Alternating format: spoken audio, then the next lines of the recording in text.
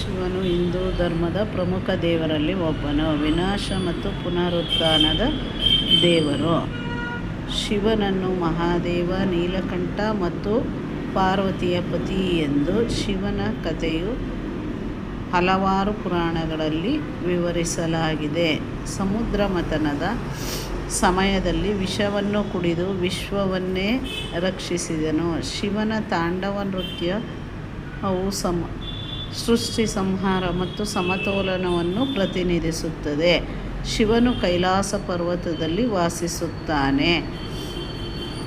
ಗಂಗೆಯನ್ನು ಜಟೆಯಲ್ಲಿ ತಡೆದು ಭೂಮಿಗೆ ಹರಿಯಲು ಅವಕಾಶ ಮಾಡಿದನು.